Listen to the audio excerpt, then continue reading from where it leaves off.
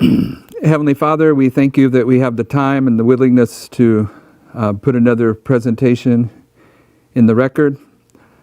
Time is rapidly running out, and perhaps our ability to broadcast these messages as well. So we ask that you bless what we're doing. We want the presence of your Holy Spirit. We want this message to go as the latter rain and as leaves of autumn, and ask that you would bless it for that reason and prepare the hearts and minds of those that would hear it. In Jesus' name, amen. At the beginning of 2017, we came to understand paneum, and I want to return to that over the next couple presentations. But once it was put in the record, we kind of left off. 2017 was the turning point in terms of focus. That's when the satanic influence really became active. As you look back at it, you see it. And the direction we should have been going got sidetracked. As I see it, that's my understanding. But I came to understand some things about paneum, and we're going to start going back in there now. And I did it, it came together, it kind of gelled one night, and the next morning I was leaving for some meetings in Canada, and I came here and I told a couple brothers that I thought were sympathetic with what we were teaching. I afterwards found out they were already alienated from our message, working behind the scenes with the soldier from Scotland. And I told them what I was seeing about paneum, and I was kind of amazed that they never seemed that impacted by it. They were obviously wrapped up in this other message that the soldier presents. And so we put it in the record, did it a couple times, and then turned away from it. Later on, just to try to make some points here, later on, when in the end of 2018, when Tess was here and Theodore was here, we recognized that it was 252 days from November 9th, 2019 until July 18th, 2020. And we had these other Islamic symbols to help us understand the significance of July 18th. So I immediately put it in the public record that July 18th would be paneum. That's just what we did. So the development was at the beginning of 2017, we went into the story of Caesarea Philippi, where we're heading now in the scriptures, and took what the scriptures, the spirit of prophecy says about it, and then went into history, because Caesarea Philippi has some of the most profound history connected with it that you're ever going to find in biblical history. And we saw many things connected with that story. And some of them is based upon the word pan, but not all of them. Okay, one of the things about Matthew 16, where the disciples and Jesus are in Paneum, which at that time was called Caesarea Philippi, is I believe that's the second witness to Palmoni. We can speak all we want about Palmoni being the wonderful number, but if we're holding true to our understanding of biblical application, we need to have a second witness. That Christ, a second point of reference that Christ is the wonderful numberer. And I'm believing that it's Matthew 16 where we find that. Okay, so it's not just that paneum was understood in terms of the word pan, but in terms of the word pan, we had Peter Pan. Probably if you're like me, almost 70 years old, grew up in the United States in the time period where Walt Disney puts in the movie industry, the movie Peter Pan. I know that I seen that when I was a kid, and I was not a Christian when I was a kid. I don't really remember it, but I've been to Disneyland when I was a kid, and they got the ride that's Peter Pan's ride. But I never knew the truth about Peter Pan until Paneum was opened up. The book about Peter Pan is a very satanic book, and it's about Lucifer's rebellion in heaven, about him leading planet Earth. It's about the great controversy, leading planet Earth into rebellion. And Walt Disney just took it and turned it into a cartoon. But once you see the the outline of the book, then you can see how satanic that movie was. But okay, Peter Pan. You may think that's a stretch on the word paneum, but Matthew 16, one of the punchlines, one of the themes of Matthew 16 is the name of Peter.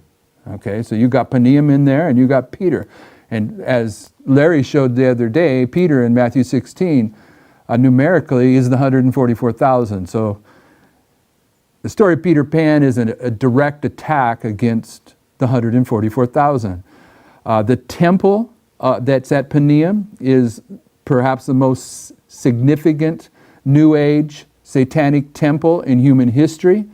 In the time of Christ, it was called the gates of hell. So when Jesus said that, and the gates of hell shall not prevail against it, he was talking about the religion of Pan that was there associated with Paneum, where they were at, which at that time period was called Caesarea Philippi. And I mean, yeah, that's a big story, because that temple was in front of a cave, and in the cave was a pool of water that was so deep that most people thought it was a bottomless pool of water, but in reality, that spring that filled that pool in the temple of Pan is the spring that feeds the Jordan River. And the Jordan River means descender. And where does the Jordan River go? Goes to the Dead Sea. Okay, so what's the Jordan River represent? It represents Christ, who descended from the throne of heaven all the way to death. He descended in order to redeem his people.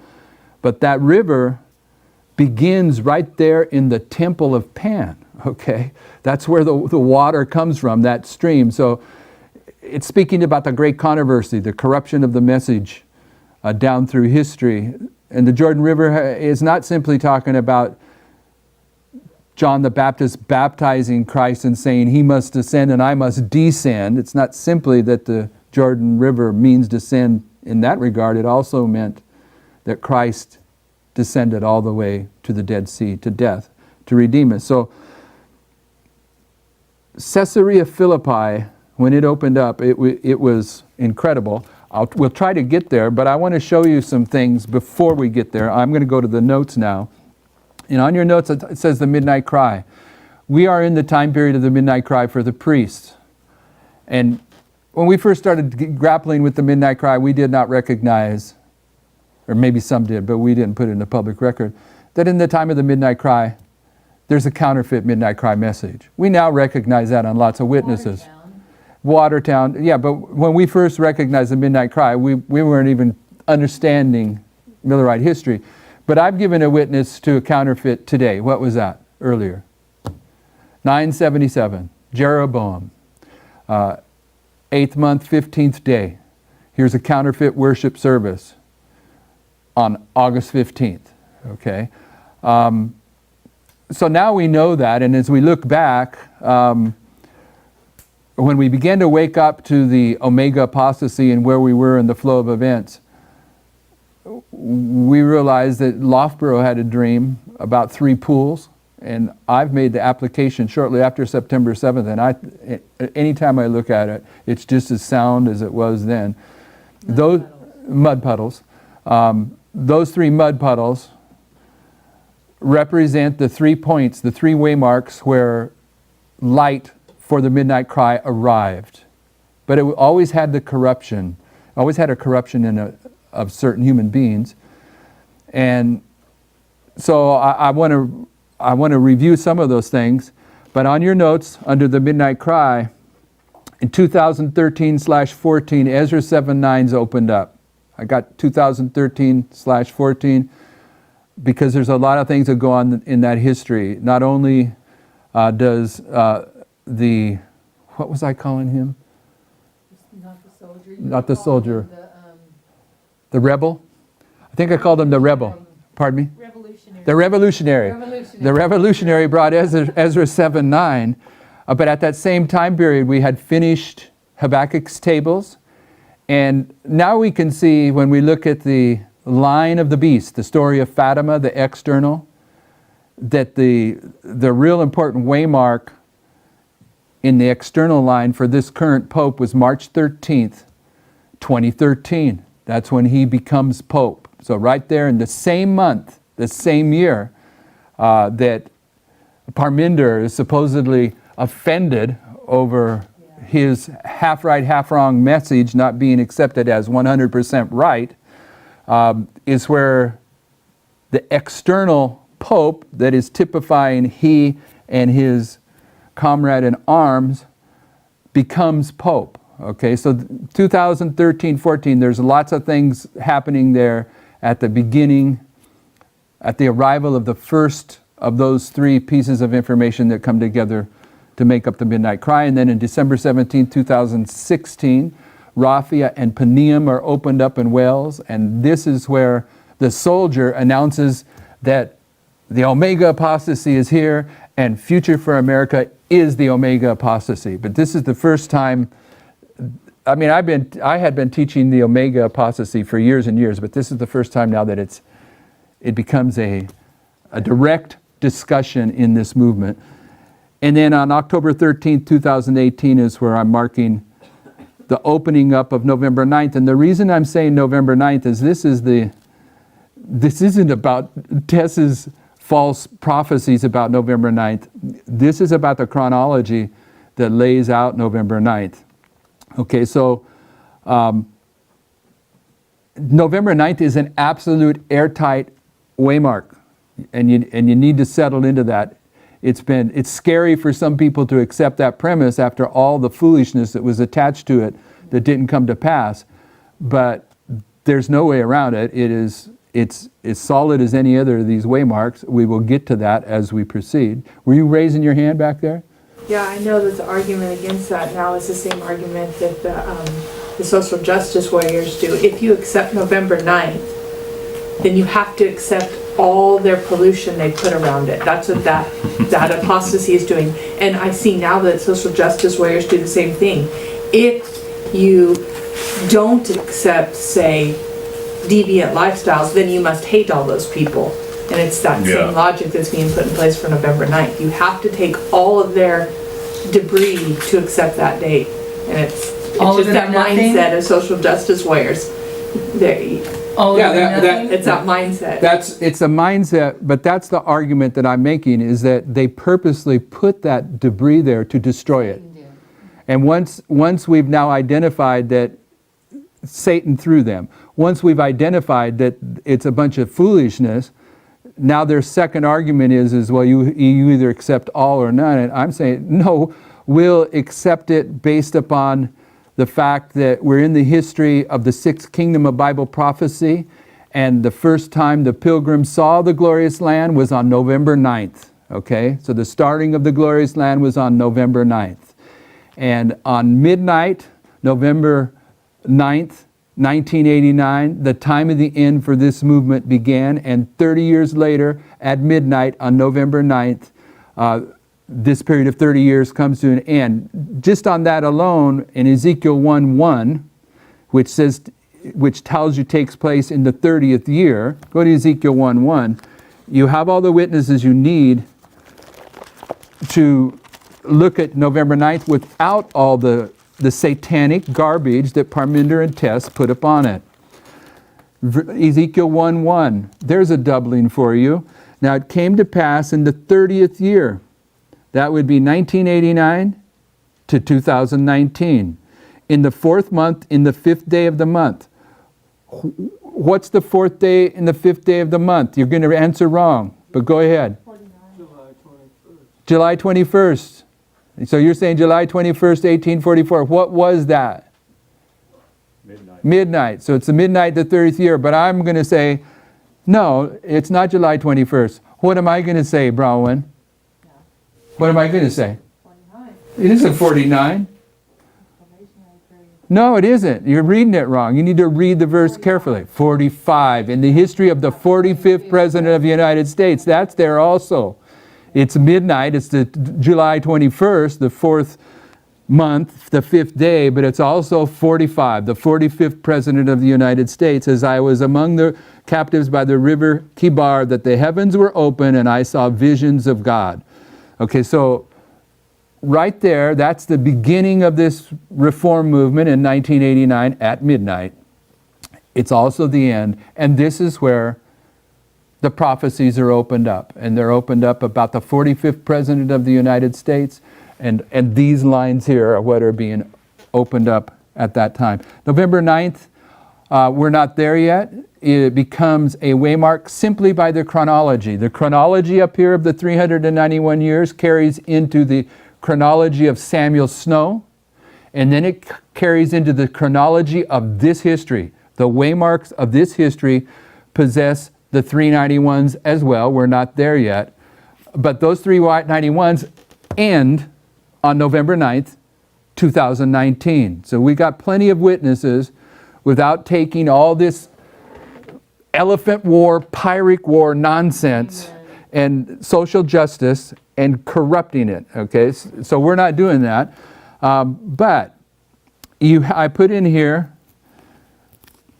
Daniel began to see September 7th, after we came out of hiding on September 7th, he began to see the places in the Spirit of Prophecy where it's mentioned. And on page 1, you have Loughborough's 2 dreams. And it's marked as September 7th. We had a work to do. What's the work we have to do? We have to turn the train around. It's going on the wrong direction. September 7th and 8th, we enjoyed a precious season at Monterey with the brethren of Allegan County. Here we met Brother Loughborough, who had begun to feel the wrongs existing in Battle Creek and was mourning over the part he had acted in connection with these wrongs, which had injured the cause and brought cruel burdens upon us. By our request, he accompanied us to Battle Creek. But before we left Monterey, he related to us the following dream. Loughborough realizes that there's been an attack against Ellen White and James White, and he realizes that he's participated in that attack. Okay, so he's mourning the attack. So who's Ellen White and James White representing on September 7th, and who's Loughborough representing? You're Loughborough. I could be Loughborough, and everyone in this movement that's trying to be on the right side of it could be Loughborough. We've all participated in the wrongs. That's right. So we've been against Ellen and James White. Who have we been against? Or undermining, or however you want to express it. What do you mean? Ask the What do question. they represent? Here we met Brother Loughborough, who had begun to feel the wrongs existing in Battle Creek and was mourning over the part he had acted in connection with these wrongs, which had injured the cause and brought cruel burdens upon us. The us is James and Ellen White. And Loughborough and the church had brought cruel burdens upon James and Ellen White. Who are they at the end of the world on September 7th? Our movement, I guess. I don't know. No. Our movement's the one that's brought the cruel burdens. Ellen White would be the spirit of prophecy, wouldn't it? Yeah. We've misunderstood, misapplied, or ignored the spirit of prophecy. Bible. And James, you're going to say, is the Bible. I thought that would be the automatic response. Is everyone going to go with that? I'm going to argue no. Who's James White? What is the other element that has been undermined by us? Or the foundations, the pioneers. Was James White a pioneer? Yes. Yeah, it's the foundations. There was an attack made upon the foundations, and we let them get away with it. Yes, we did. Or we participated in it, whatever. Okay, so now moving on. And I don't know this, I'm thinking Spanish in my head, and my Spanish is a poquito, it's not real strong, but I think Mont is mountain, and Ray is probably light. And they're on the mountain of light. But you got to check me on that. It might be some kind of fish, you know. All right. When brother and sister came to Monterey, September 7th, they requested me to accompany them to Battle Creek. Mountain King. Mountain King. They're on the King's Mountain. Yeah, Ray. What's the highway in California? Camino del Real. Del Real, the Camino, the King's Highway. It's not the same. Okay. I hesitated about going, thinking that it might be duty to still follow up the interest in Monterey, and thinking, as I expressed them, that there was but little opposition to them in Battle Creek. This is Loughborough's dream.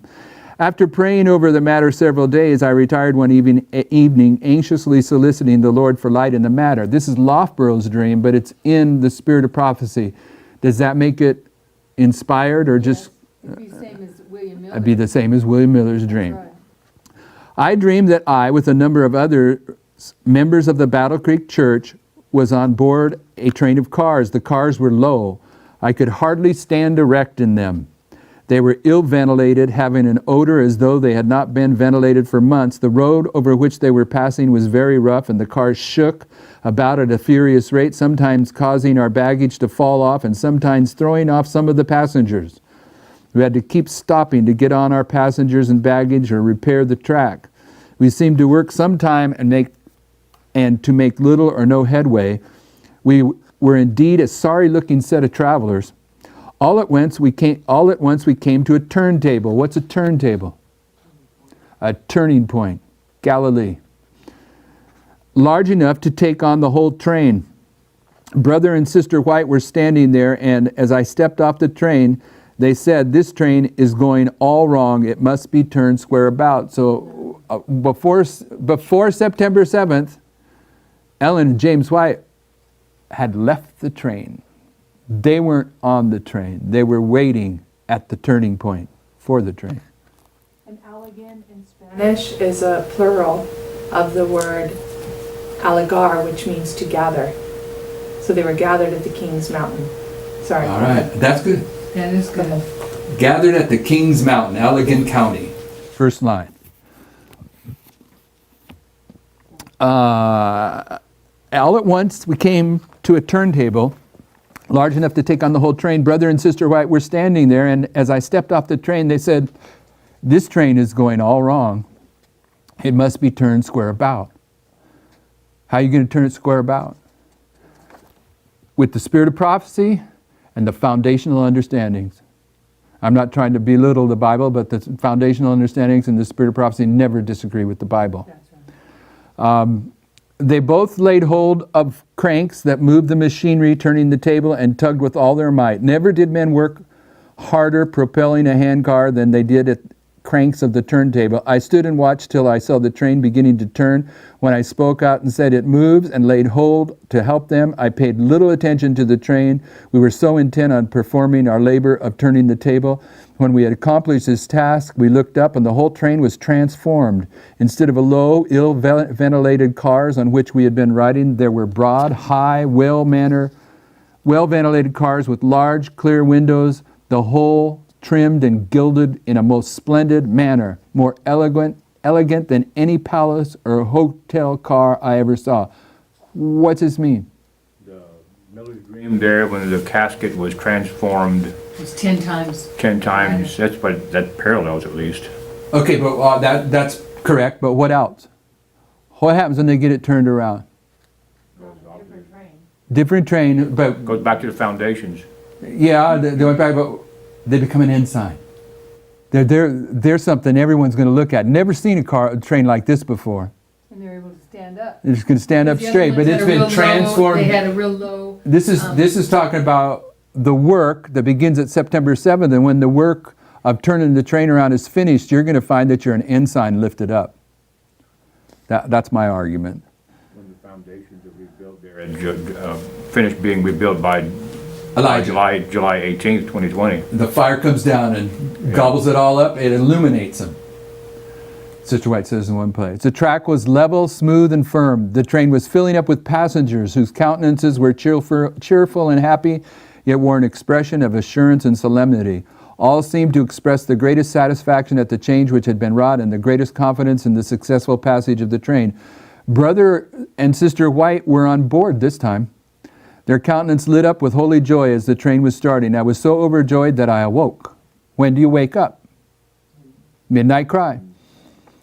With the impression on my mind that that dream referred to the church at Battle Creek and matters connected with the cause there. My mind was perfectly clear in regard to my duty to go to Battle Creek and lend a helping hand in the work there. Glad am I now that I've been here to see the blessing of the Lord accompanying the arduous labors of Brother and Sister White in setting things in order. Jan Loughborough. Now this is Sister White. Before we left Monterey, Brother Lofborough handed me the following account of another dream which he had about the time of the death of his wife. This was also a matter of encouragement to me. How many dreams did Miller have? 2. How many did Nebuchadnezzar have? 2. How many did Joseph have? 2. How many did Pharaoh have? 2. How many did the 2 prisoners have? 1 each. All right. So what's it mean when a dream's doubled? This is midnight cry terminology, right? This is his second dream. The prophet that hath a dream, let him tell the dream, Jeremiah 23:28.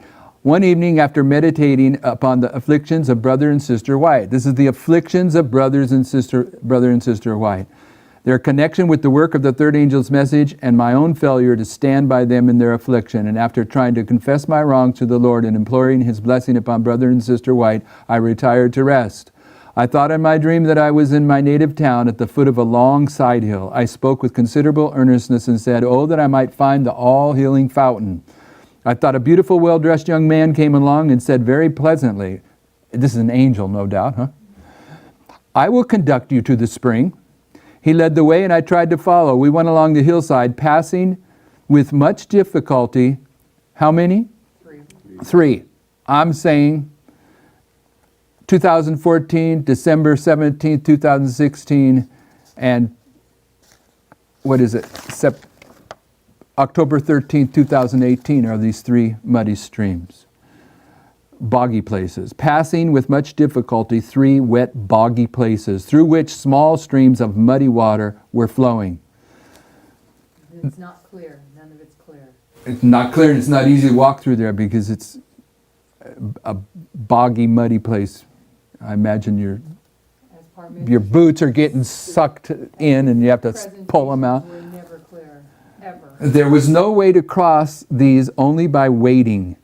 Having accomplished this, we came to the nice hard ground in a place where there was a jog in the bank and a large spring of pure sparkling water was boiling up. A large vat was placed there, very much like the plunge tub at the Health Institute at Battle Creek.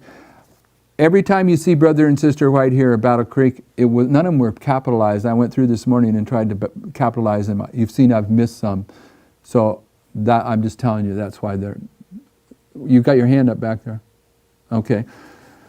A pipe was running from the spring into the end of the vat, and the water was overflowing at the other. The sun was shining brightly, and the water sparkled in its rays. As we approached the spring, the young man said nothing, but looked toward me and smiled with an expression of satisfaction and waved one hand toward the springs, as much as to say, Don't you think that is an all-healing spring? Quite a large company of persons, with brother and sister White at their head, came up to the spring on the opposite side from us. They all looked pleasant and cheerful, yet a holy solemnity seemed to be on their countenances. Brother White seemed greatly improved in health and was cheerful and happy, but looked tired as though he'd been walking some distance. Sister White had a large cup in her hand, which she dipped into the spring, drinking of the water and then passing it to others. I thought that Brother White was addressing the company and saying to them, "Now will you have a chance to see the effects of this water." He then drank, and it instantly revived him, as it did all the others who drank of it, causing a look of vigor and strength in their countenances.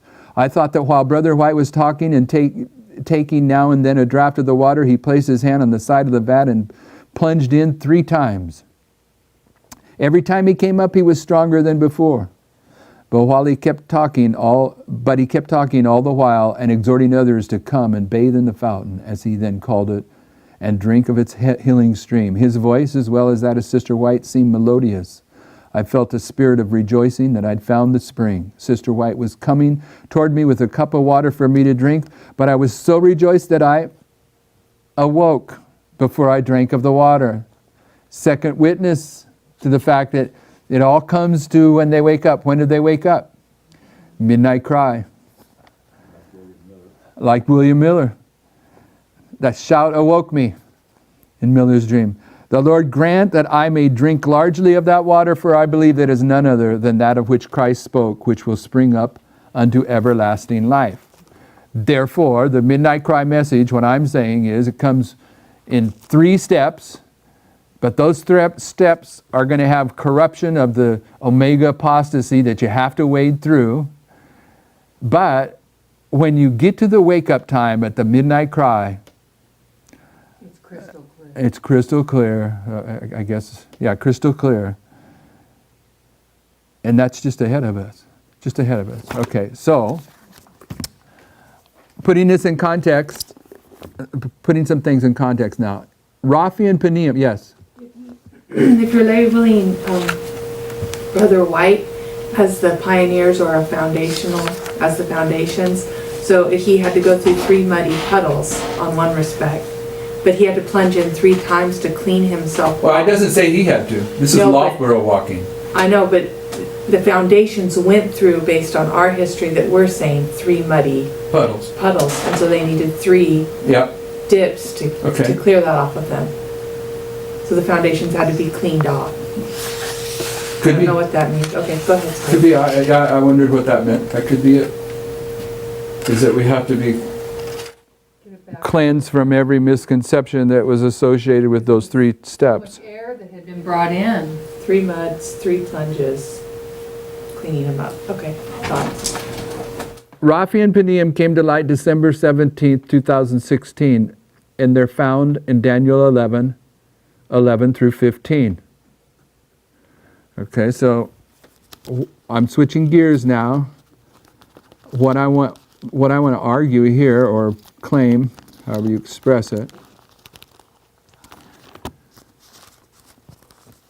is that I believe, we put it in the record over and over, that this is the passage where the Lord removed his hand that paralleled the Lord removing his hand for the Millerite movement.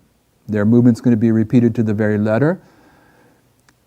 The Millerites had a foundational misunderstanding about the fullness of the year, and we had a foundational misunderstanding about the King of the South. We identified it strictly as the Soviet Union, not as Russia. When these verses came to light, verses 11 through 15, we realized that Russia was still the King of the South, still active.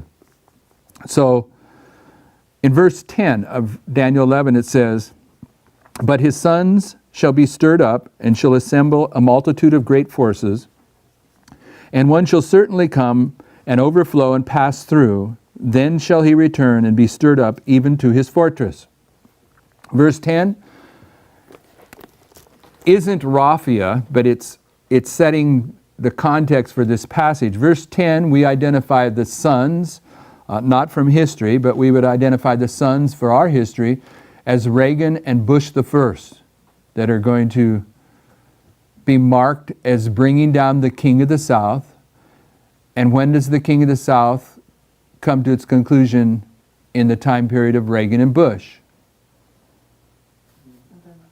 November 9th, 1989, you would put with Reagan. Where would you put Bush the First? Close. When did the Soviet Union fully and completely end and Gorbachev go to work for the United Nations? December 25th, 1991. Okay, so November 9th, 1989, December 25th, those are 2 waymarks. December 25th, not so long ago, within the past week or so, we went through the December 25th and connected them with the King of the South, with Russia. Soviet Union fully dissolved December 25th, 1991. Those sons, Reagan and Bush, are going to come against the King of the South, the Soviet Union, Russia, and they're going to overflow and pass through. And if you keep your finger there, but go to verse 40, speaking of the 1989 time period, even though it's stated differently, it's the identical words. In verse 40 it says, "And at the time of the end," 1989 for our subject here, "shall the King of the South push at him," or 1798, I'm sorry, part A, "and the King of the North," 1989 time of the end, "shall come against him like a whirlwind with chariots and with horsemen and with many ships." Now this last phrase is identical. "And he shall enter into the countries and shall overflow and pass over." It's identical. Okay, so verse 10 and verse 40 are describing a history that precedes the Battle of Raphia in verse 11, but a history that was fulfilled in verse 10 and also again in 1989-1991 time period, not by Seleucus or Cyrenius or Antiochus the Great, but by Reagan and Bush in our history. But where do we go to get a second witness to this? I mean, this is 2 verses, but we're trying to get a second witness to uphold our claims about verse 10. Verse 10 said, one shall certainly come and overflow and pass through, identical Hebrew as verse 40. Then shall he return and be stirred up even to his fortress. Where's our second witness? Isaiah 8. Go to Isaiah 8.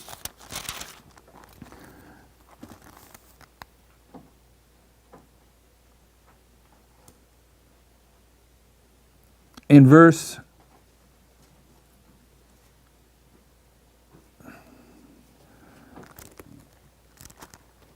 why am I going here? I need to explain why I'm doing this. Verse 8. Yeah, but we'll probably start in verse 5. The reason that I'm doing this now is I'm wanting us to see the connection between Raphi and Peniam in Daniel 11 and Isaiah 7 and onward. Because Isaiah 7 is the work that Isaiah does after he sees God's glory in the sanctuary in chapter 6. Why is that significant? Because Sister White speaks about the visions of Ezekiel, Isaiah, and John. And Sister White teaches repeatedly that the visions of John are the same visions as Daniel, right? The same line of prophecy that's taken up in the Revelation as in the book of Daniel. So when Sister White speaks about the visions of Isaiah, Ezekiel, and John, she's also saying the visions of Daniel.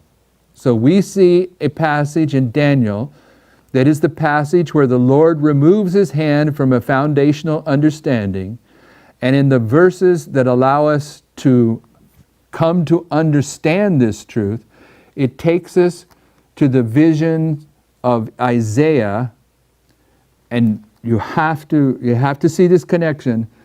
The vision of Isaiah is going to even open broader. Okay, so let's start in verse 5 of Isaiah 8.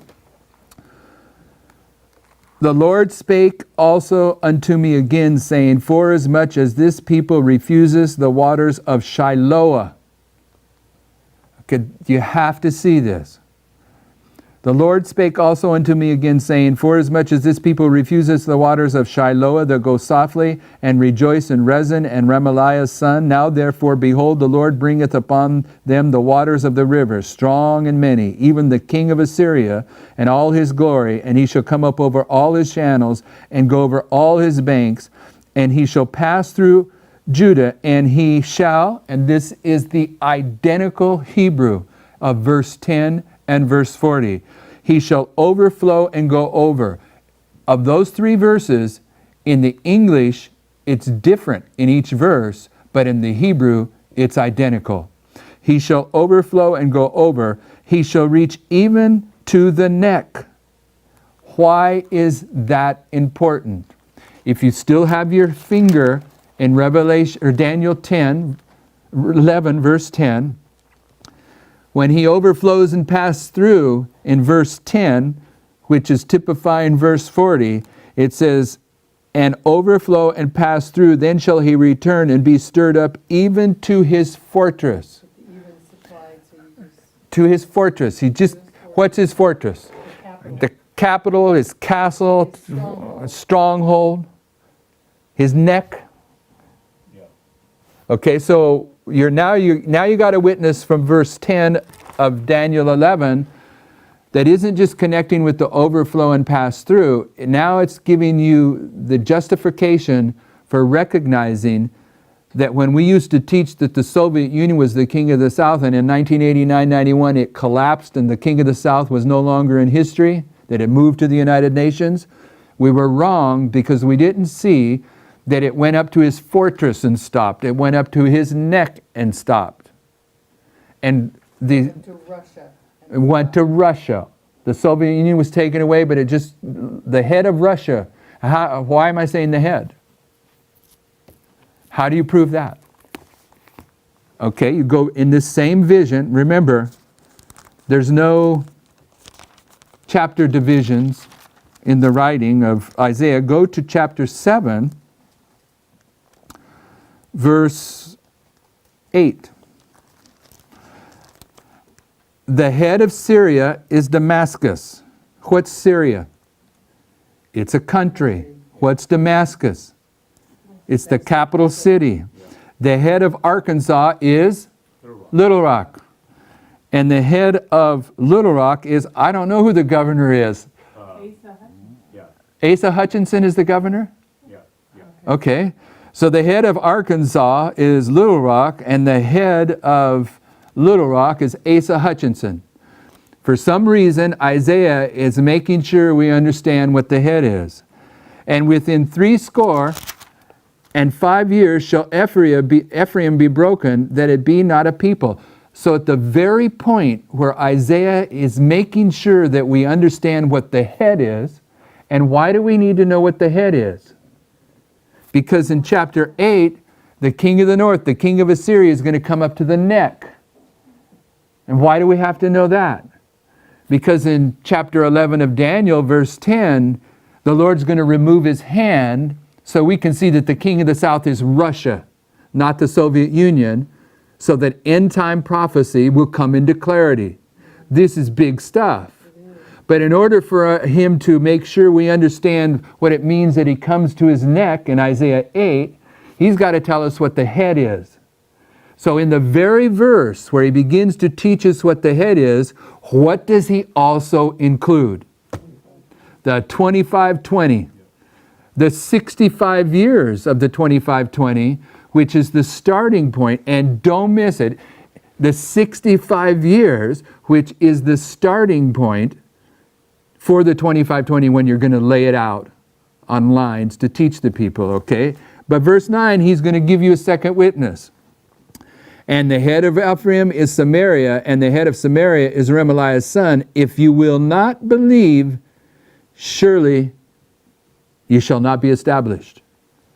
But that's just Isaiah thrown in. If you walk past this truth, you're dead. What is it? Is it 1 Chronicles 20:20? What? 2 Chronicles? Yeah. 2 Chronicles 20:20. Yeah. Okay, let's go there. Yeah, that's it. That's it.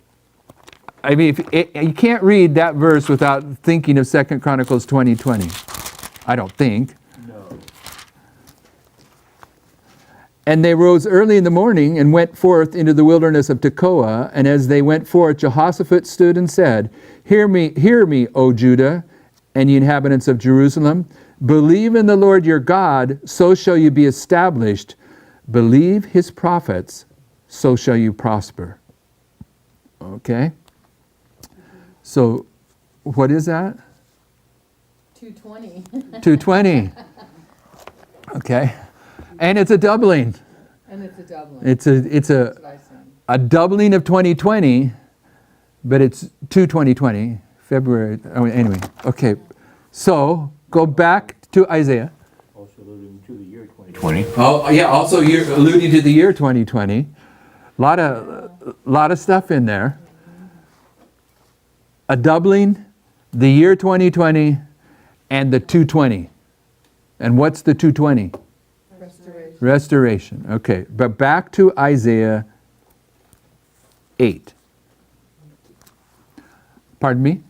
Also takes us to Deuteronomy 18:18, Okay, from 2020 we go to Deuteronomy 18:18, which because of verse 19, which says, And it shall come to pass that whoever will not hearken unto my words, when he shall speak in my name, I will require it of him.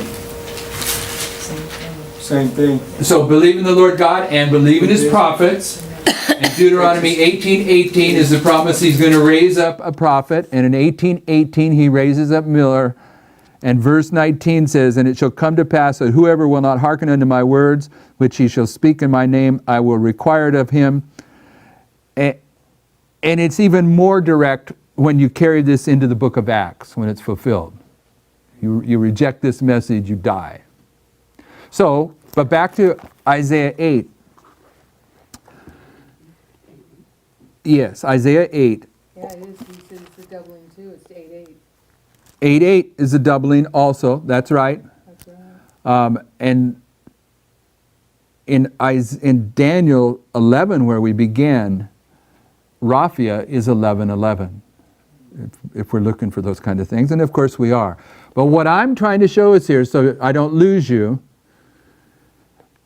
is I'm trying to show you the connection between certain passages of Scripture and each other. But the connection that's being made is the connection of the midnight cry message. The midnight cry message, the message of Raphi and Peniam. That's where we're starting. We're starting with verse 10, leading into Raphi and Peniam, showing how the Lord removed His hand so that we could see Russia. But it took us to Isaiah 7 and 8, Isaiah 6, 7, and 8 for our second witnesses. But within our second witnesses, it opens up to 25:20 as well.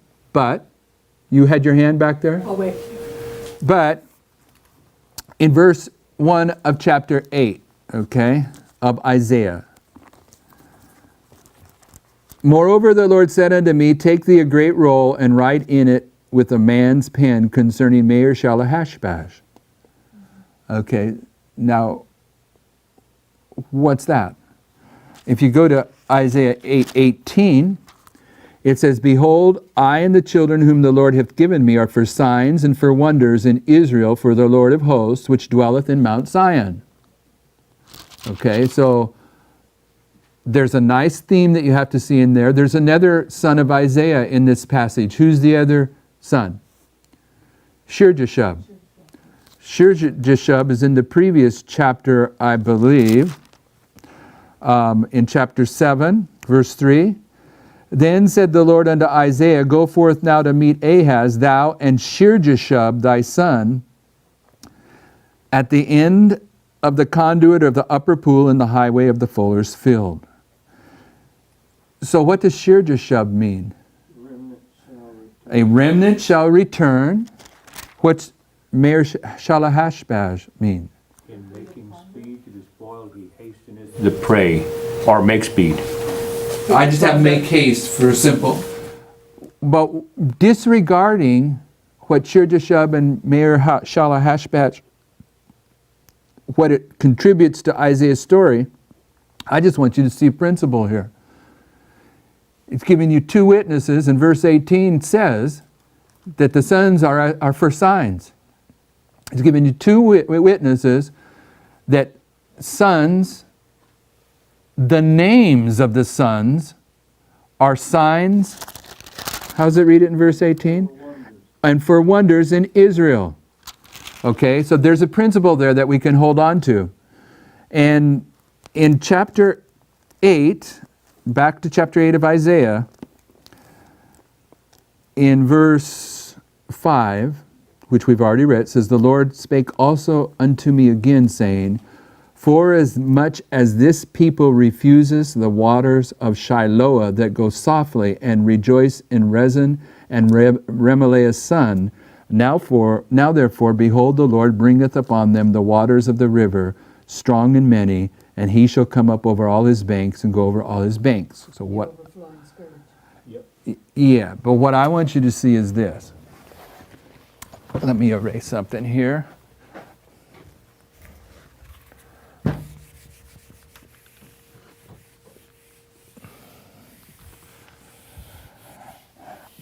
I'm wanting to show the connection between these lines of these themes in Bible prophecy. They're all part of the midnight cry message. And at this point, I'm arguing that in Ezekiel 1:1, in the 30th year at midnight, the visions opened up to Ezekiel. Therefore, the visions opened up to Ezekiel, Isaiah, John, and Daniel at midnight, November 9th, 2019. And that for Isaiah, that was chapter 6. And he sees the glory of the Lord. And Isaiah is humbled in the dust. He says, whom shall I send? And Isaiah volunteers to be sent. And then in chapter 7, we see him in an interaction with Ahaz. And I'm saying that the pool of Shiloah here is what Ahaz and God's people are rejecting. And because they reject that water, they get the water of Euphrates. Okay, they get the Sunday law, they get the mark of the beast. So Shiloah, at one level, would be the seal of God, in contrast with the river Euphrates, the mark of the beast. But I'm arguing that Shiloah, that water, is the water of the latter rain. It's the midnight cry message. Okay? And so, let me put this up here.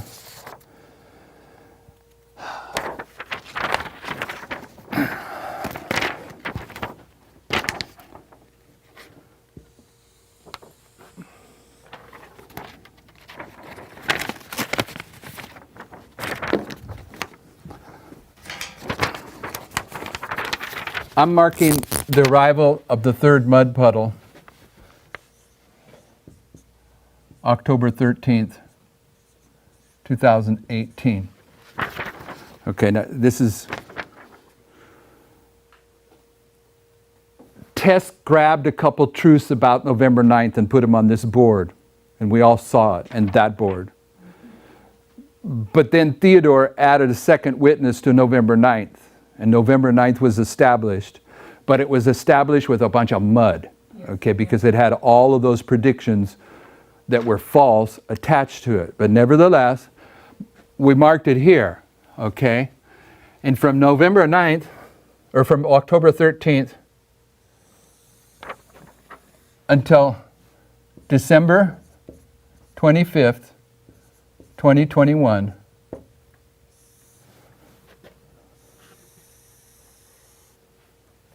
is how many days?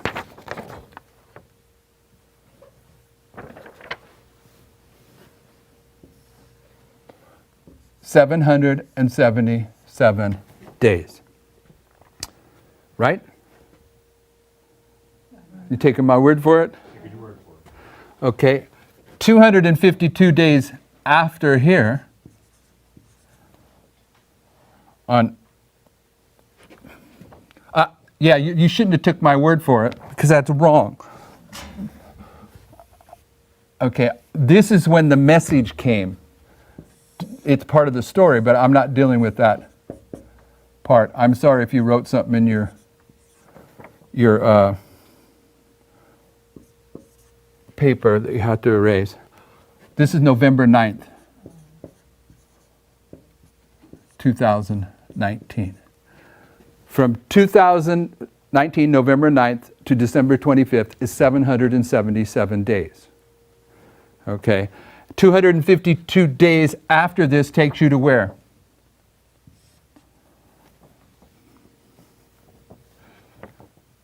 July 18th, 2020. What day of the week did this take place on? The Sabbath. Okay. What day of the week does this take place on? What day of the week does this take place on? Okay. That's another witness to 777. You got 777 days. And I don't want to put all this on here because it's more than the Italian camp meeting and stuff. It's further than I want to go. But where I want to go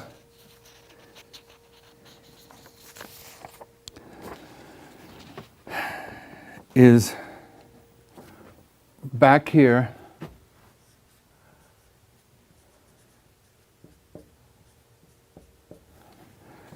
and say that in Genesis, Lamech, let's go there. Go to Genesis, is it 5 or 6? Let's go to the genealogies that begin with, it's in chapter 5. Let's go to verse...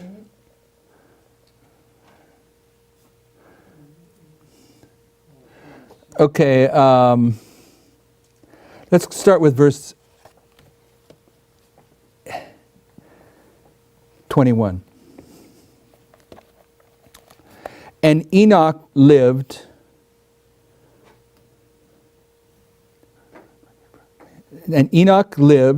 65 years and beget Methuselah. How many years? 65. What's 65? It's the prophecy of the 2520. Okay? No accidents here. If there's no other characteristics associated with it that make that claim, then it's a false claim. But there is. We'll show them to you. And Enoch walked with God after he begat Methuselah 300 years and begat sons and daughters, and all the days of Enoch were 365 years.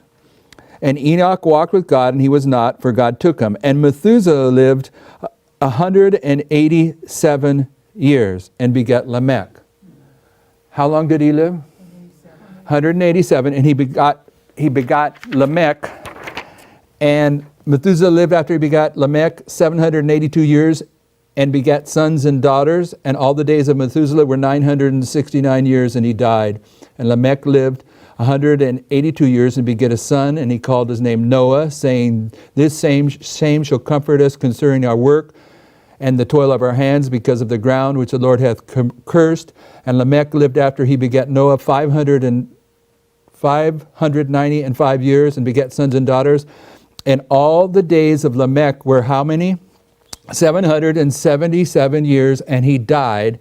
And Noah was 500 years old and Noah begat Shem, Ham, and Japheth. So I'm saying in this history here, this 77, I'm going to put Lamech here as a symbol of this history, leading to Noah. Just leading to Noah. He's the next guy. I'm not saying that the timing's going to line up. But what's Noah? Symbol of the closed door, isn't he? Okay. What is this on other witnesses? This is the Sunday law. Is there a closed door at the Sunday law? Okay, so to March, let me make sure I get this right. From November 9th, if from here to here we have 252 days. Larry was teaching us on Sabbath about chiastic structures. Yes? So if we go back 252 days, we get to March.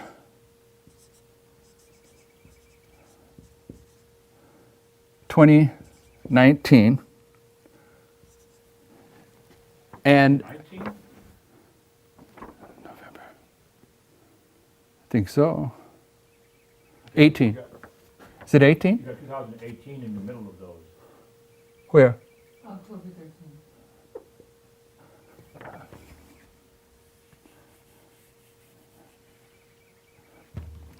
I don't need that on there. Okay, I don't need that at this point.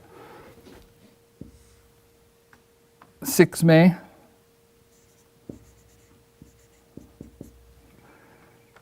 Is 65 days.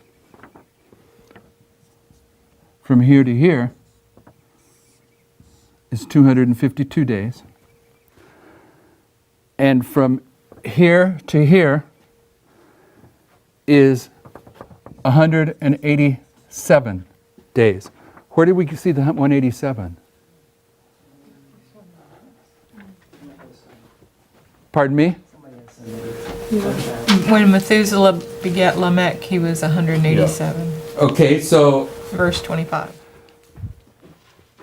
So right here is where Lamech would be born. And he's born when Methuselah is 87 years old. And how old was Enoch when he begat Methuselah? 65. Are you seeing it? This 65, therefore, is Enoch. This 187 is Methuselah.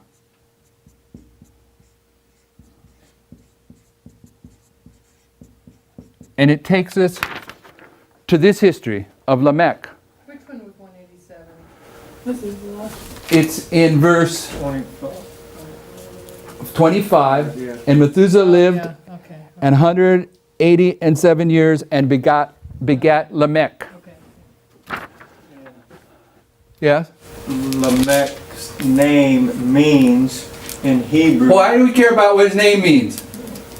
Well, I just Yeah. Go ahead. What's it mean? What does it mean? It means to Wild make man. low. To make low? Okay, but It also means wild man. wild man. Who is the wild man in Scripture? Islam, Genesis 16:12. But I ask you, why do we care about what his name is? Because in Isaiah 7 and 8, on two witnesses, Shir Jashub and Meir Shalahashbaz, and verse 18, the Lord tells us that Isaiah's sons are given to him for signs and wonders. And it's in that very passage where we see this prophecy of 65 years. Yes? Everyone with me? And here, with Methuselah, what does his name mean? It means when he dies, this will come. But if you really get down to the root of it, it means Shiloah in the Old Testament, or Siloam in the New Testament. And if you really get down to the root of it, it means a missile that is sent. Also means to shoot forth. To shoot forth. Okay, so in this history, from the 2nd of March onward, marching to November 9th, we have the beginning of the Bible right at the end of the world. Jesus has taken Genesis chapter 5. He's illustrating the end of the world, but he's connected Isaiah 7 and 8, the very message that Isaiah gets when he sees the glory of the Lord. But in that very message where Isaiah is showing that Shiloah is the latter-rain message that is rejected by God's people, that brings them the mark of the beast, in that very message, we have the connection to what? To Raphi and Peniam, which is the message the Lord removed his hand from on December 17th, 2016. What are you marking May 6th, 2019 as? Nothing. It's the Oh, start of- I don't know on It's the this. start of Ramadan. It was the start of Ramadan there. Was it? Yeah, that's what it says here online. I don't know what that means. In that year? It was also the 126th day of the year. Yeah, and that year it's the start of Ramadan. Okay, so I wasn't worried about that. What am I worried about? What I'm worried about in this presentation, There, what are you marking? Just No, to what is cut it? across What your is six- March Because 2nd or March? it's or the May 65 years that are marked concerning Enoch, was 65 years old. Yes, but wouldn't you want to know wouldn't you want to know Yeah, you would the want to know. waymark? You'd want to know. But that's not, and I don't mind knowing. Okay, I'm going to put Ramadan up there, although I'm certain I can't spell it correctly. Ramadan, all A's. Ramadan. And it's 126 days, the 126th Day of the year. the day of the year in the Islamic calendar, or in this Gregorian calendar. Just on the website, so I'd have to check. Yeah, it'd be Gregorian, probably. On that definition of Methuselah, one of the definitions. Wait a second. Hold your thought. What I'm trying to show here isn't this. What I'm trying to show is that this truth that of Enoch, Methuselah, Lamech, and Noah that's in Genesis is connected with the message of Isaiah 7 and 8, which is connected with the message of Raphia and Peniam. They're all part of the midnight cry message, and there are direct connections. That's what I want us to see here. That's my premise. Little tidbit, that part of that definition of Methuselah, yes, is missile, but it's missile of attack.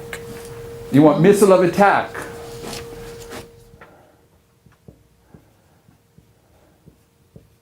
That is sent. Yes.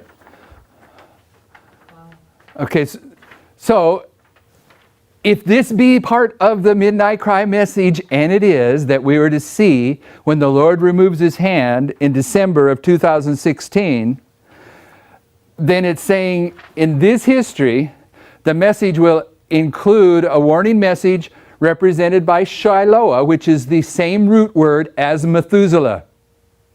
Okay? You could call Methuselah Shiloah if you meant him, or Siloam. All right?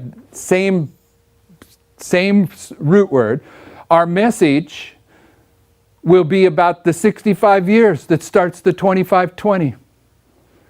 And it will include the story of Enoch, because in this history, who begins this history? Enoch. And when you get down here to the Sunday law, those people that have accepted and proclaimed this message, who are they? They're the 144,000. And who are they going to be living like? Enoch. Okay? He illustrates the end from the beginning. But down here, the next patriarch is Noah, where the door closes at the Sunday law. But this 777 history is the history of who? It's a history of Lamech. But it's a history of, 144,000. I mean, it implies Islam. Okay, I will, if I can turn right to it. And I think I just did. I'll read a couple things and we'll bring this to a close. And this is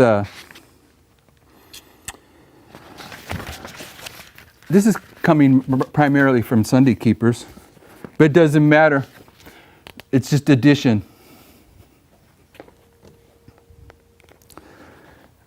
And the reason that I wanted to get to this point and I didn't get far enough along is I want to tell you that when we go into the Desire of Ages to read about Caesarea Philippi, which is Peniam, because we've got to do that in the next presentation.